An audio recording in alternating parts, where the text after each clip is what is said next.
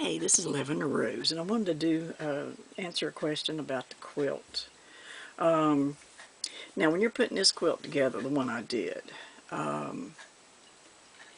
forgot where the book was. Anyway, I ran out of these things. I just barely had enough to do of that pattern.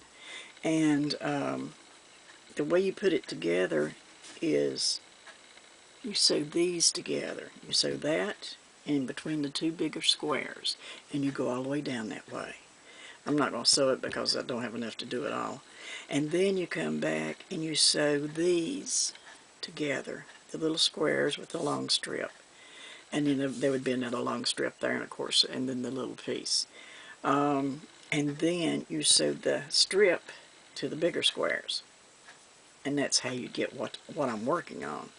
But as you can see, it's not that hard. My trouble is getting them to match up where they look really pretty, but sometimes you just can't match them up that good.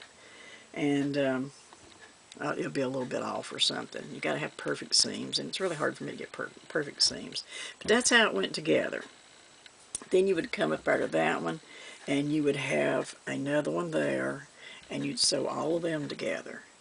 And then you make another strip like this, and you try to stagger the stuff so it's not the same piece or whatever.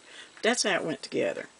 Pretty simple. It was fun to do. Of course, then all the quilts are fun to me until, well, let me put it this way. They're aggravating till I get them figured out what's the best way. Because a lot of times the way other people do it may not be the way that works for me that well. So I will figure it out how to put it together and everything. But that's how it said to do it in the book. And that's how I did it. It actually worked very well. Okay, so now, let's get back up to here. Whoa. We're not doing that. You cannot kick yourself over. Let's see. I forgot which one it was. Okay, this one here. Now this, so you see how I sewed it together? You've got these in between. When you come down, you sewed all these together.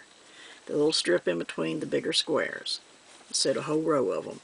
This one over here, you sewed your little squares in between these same size long cloth there. And sew it together, and then you flip it and sew them together onto the bigger squares. And you just keep going on down the road till you get them all done. And I was showing how to stitch, quilt stitch. Some people do swirls, they do all kinds of things.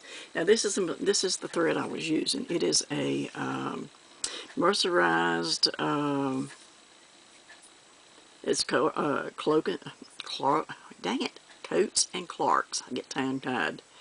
And it's a quilting thread. And it's a big, huge spool, so it lasts for a long time. I've used it for several quilts, so I can't really complain. It has been really, really good. I need to hurry up or it's probably going to die on me. Now what I do to make it extra sturdy is I double my thread. In other words, I take my thread, get both of the loose ends, and I put it through the needle. I do it just like that. I don't know if you can see it or not. And then I put it through my needle. So anyway, get your needle threaded. That's the hard part sometimes. You get it down here to where it's all nice and done. And see, I don't have a knot at the end. I have a loop, just like that. I don't know if you can see it or not, but anyway, there it is. It's a loop. Okay, to start my first stitch, I go in here. Hope I don't knock y'all over. I go in here and I go through and try to make as small a stitch as I can. And I pull it up. And I catch that loop before it goes through. Just like that. I hope y'all can see that. There's a loop and I'm catching it. Right there. So I pull it through. And that's what I do for mine. I stick back down here and I come back up because I want that to be pulled tight and to stay that way. And you just go in and out. Your hand has to be under there and you pull it tight and make a little pucker. I call it a pucker. you go down through there and you touch your finger with the needle. You don't stab it, you just touch it, barely touch it. And you just go in and out, in and out. I don't like the way that was going. We got crooked a little bit. Ouch, that was a little too hard. But anyway, that's how you do it, and you pull your thread tight. Now, some people use, where's that? Uses thimbles. And they've got all kinds. I never have been able to use the metal ones, but to come up with this leather one, and it just barely fits on my finger. But my daughter bought me that one. It's a really nice one. Come from Joann's, I'm pretty sure. But well, we can't do that. That would be vulgar. We can't do that. But anyway, you put it on there and then you use it. And I'll show you how to use it. This may quit before I get done. All right, let's go in there, touch the finger, and then come back up. And you use your thimble thing, finger guard, to push it through. Now on this one you can do like several stitches. You down, up, down again, and back up. And it gets kind of tough to go through, and that's when the thimble is a good help to you because it pushes it through without hurting your fingers. So anyway, so that's how to do that. So I've made several quilts within the past 3 years actually. Let's see, I did my son one, did a grandchildren one, I did me 2 quilts, and I'm doing this one for someone. And I love doing them. It's time consuming, and it gives me something to do when I'm the type of person I have to be doing something. I need to be doing something all the time. I don't like to just sit still and do nothing. I have to be occupied. And so that's what I do. I quilt over the evenings or maybe during the day, just whenever I feel like doing it. And before you know it, they're done, and they're just beautiful.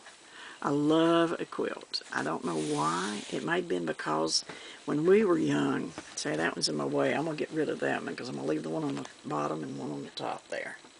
And I will put that up in a little bit. Where's my needle? I do lose my needle occasionally. Anyway, so here we go. Let's see if I can hold that somehow. It doesn't want to hold. Okay, anyway. But then you just go in and out. That's the quilting thing. Now, some people make swirls and do all kinds of things. I tend, if it's a square, to go inside the square. Okay, so this square, you got to have, it's supposed to, the quilting thing, the pattern usually says, have at least, 4 inches. Quilt within 4 inches. That one's too big. So what I did, and of course I can't find them right now. There they are. What I did was I decided just to make a shape. Now on the lighter ones, I used just a square like that. And I went there and done my square. On the darker ones, I wanted a leaf pattern. So I put my, yes, it's a cookie box. And yes, for all you people, I did eat the cookies. And then I used the box to cut it up. I like my cookies, okay? And gingerbread cookies. That's what gingerbread cookies. They were really good. Love gingerbread cookies. So anyway, and I pin it down, and then I'll sew around it, and then I'll do a seam right up the middle of it. Let's see. That one hasn't been done. Got something in my eye that's just aggravating the crap out of me. Let's see about that. No, that hasn't been done either. Okay, oh, I'm going the wrong way. The ones that's done is on this end. Here's one right here. See if you can see it. I don't know. Let's go down. There, I think you can see if I get my hand out of the way. But I did a little leaf, because since this was a leaf theme, I did a leaf in the middle and went up through the leaf around and then run up through the middle.